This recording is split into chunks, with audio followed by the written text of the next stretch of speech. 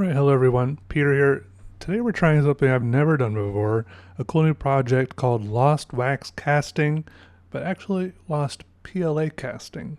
This video is sponsored by Squarespace, and let me try to explain a little bit. Basically, Lost Wax Casting is a method as old as time for making metal sculptures, where you make a wax sculpture and then you coat it in some sort of mold and then melt out the wax and then pour in molten metal. But today I made my sculpture with a 3D modeling program and then printed it with my 3D printer. The 3D printer uses PLA plastic, which also melts at very low temperatures, just like wax. So it lets me do essentially the same thing. So we're gonna make this sculpture. I'm making like some sort of scepter or mace or something, and the goal is to coat it. I'm going to do a ceramic shell coating, which you'll see, and then going to pour aluminum, molten aluminum into the shell after we melt it out, and turn this thing here that you see me holding, the completed 3D printed version of it. This is going to turn into aluminum after it's melted out. So it's, I don't know, I'm excited, and maybe we're going to make it fiery too. But first, we do have to add some wax features, because in my 3D printing I didn't add things like a cup to my sculpture, which is just pretty much a place to pour the molten aluminum into the cast. So I have the brown part there is the cup, the red part is a sprue, which is just a place for the metal to flow down into the cast. A lot of castings will have a much longer sprue going down the back of it. Mine's pretty simple and straightforward, and then I dip it here into this sticky wax, which is good stuff for connecting wax to non-wax things. And I just plop it there, right there on top, try to keep it tall and straight and get a good strong connection, because it's going to be hanging from that hook on top there that you see as I do the next steps with the ceramic shell dips.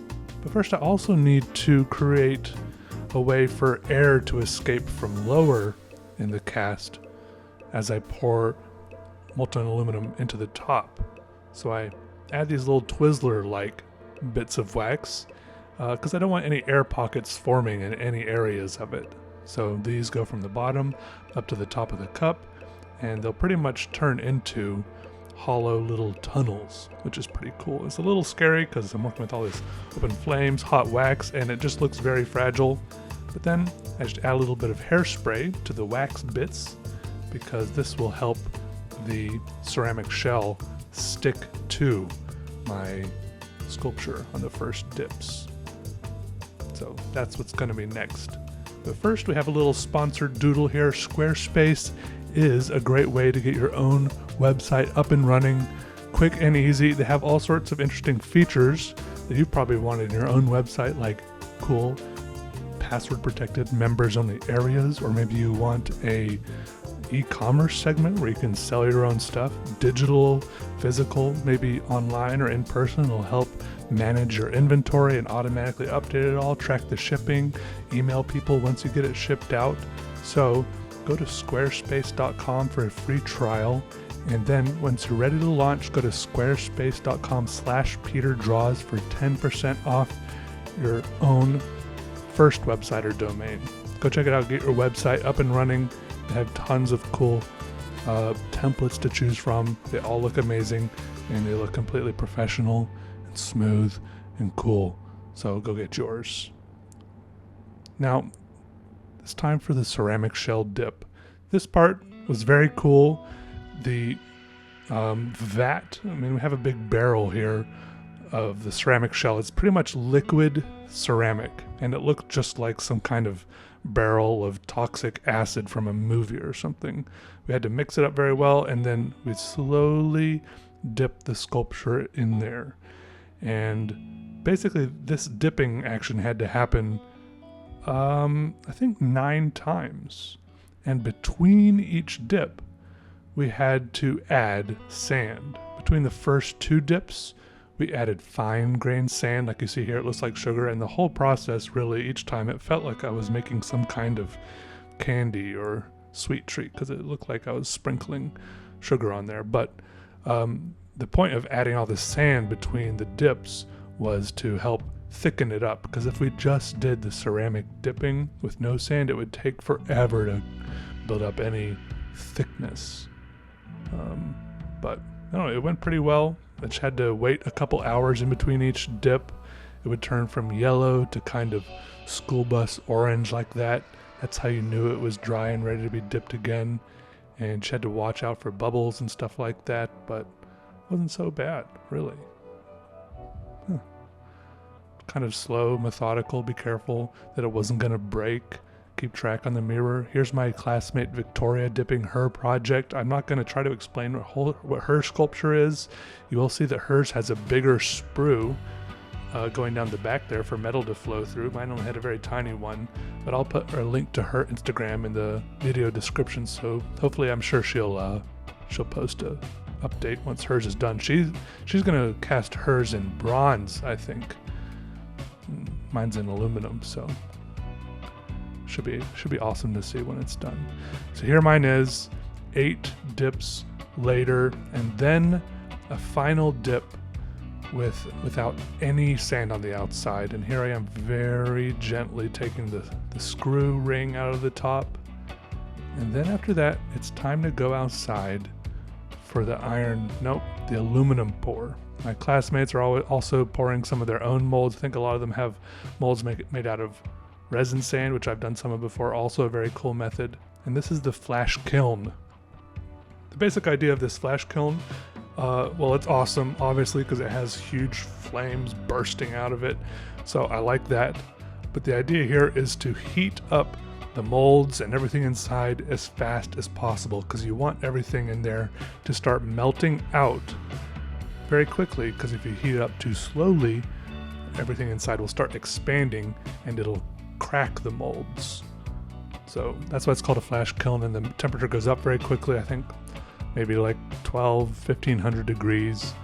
As you can see there, it climbs pretty fast. And also you can see here we're melting some aluminum scraps to pour into everyone's molds. Pretty exciting. Everything dripping out of the bottom of this is the wax that I added, and I think the PLA that I added, I don't think it really drips out. I think it just kind of evaporates and goes up into the great big blue sky as smoke spirits. There you can see it billowing. Yeah. Flames, smoke. I like it. It's good stuff. And here's the crucible, the forge. We heat up the aluminum in there. Oh, it's so cool. Glowing hot red. Now, the cool thing about this is it comes out glowing hot red like this, but it kind of looks like it cools down pretty quick. And by the time you're pouring it, it just kind of looks like some kind of liquid silver, like that one Terminator. But it's still completely dangerously hot. Like, it'll set anything on fire that can be set on fire. Like, if it touches you, I'm pretty sure it'll go right through you. Here's some footage of my classmates' projects being poured. I don't know, I just like, it's so satisfying to me watching it being poured. I could watch it all day. So what I did with mine is I got a bucket, filled it with some sand. Vinny, the foundry tech, grabbed my 700 degree mold still, put it in there with some big gloves, and then I put some more sand around it to sturdy it. At this point, it's completely hollow because everything has been melted or boiled out of there.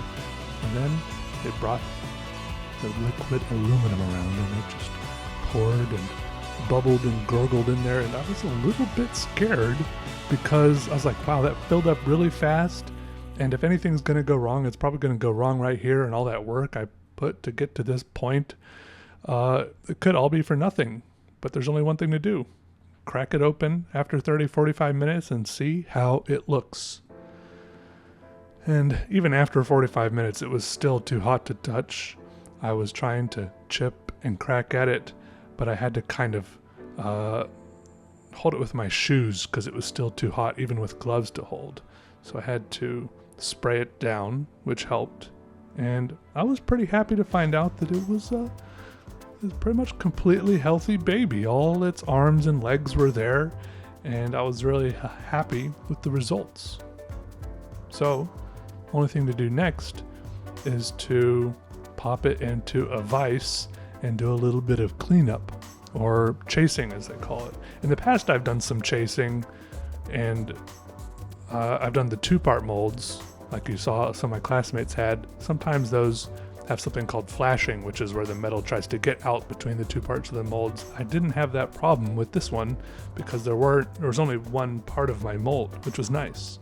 But I had some other little, little bumps and whatever, and it was so accurate. I could still see the very lines in the aluminum from the filament of the 3D printer. Like, it is very crisp and clean, and it's very cool. But I buffered away a lot of those lines just so it looked like, aluminum metal, and then use angle grinder with flap discs on there, which is kind of the angle grinder version of sandpaper.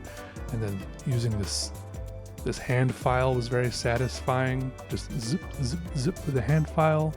And then I finally got to the point where I could pop it off of the cup there, like you see there. The cup is good for having something to clamp it to, but here I finally had it in my hands. I could swing it around, feel the feel and balance of it, and I gotta tell you, it felt really, really good. It felt amazing. The weight of the aluminum, the metal, I like swinging it around. And then I just had to kind of grind up the butt end of it there where the cup had been attached.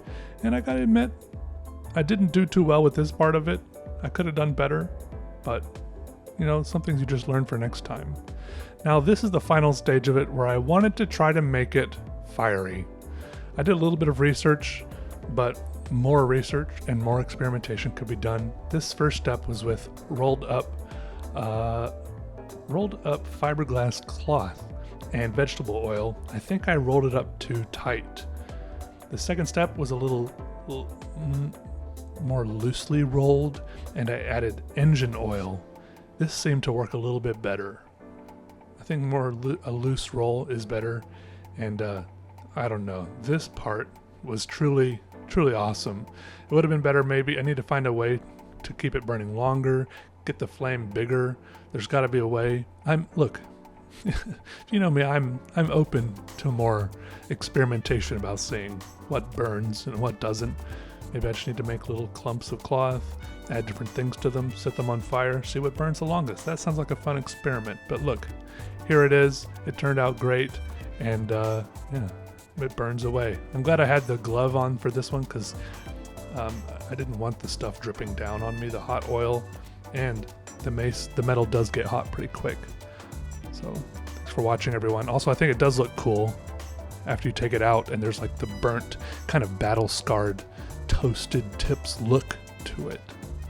Also, I just want to shout out my professor, Kevin, who helped walk me through this whole process of making this thing.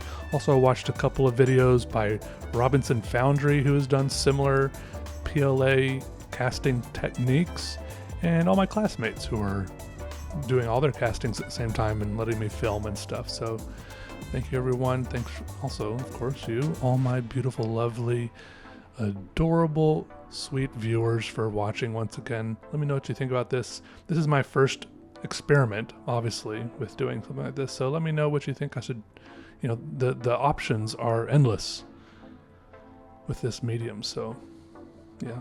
All right, bye.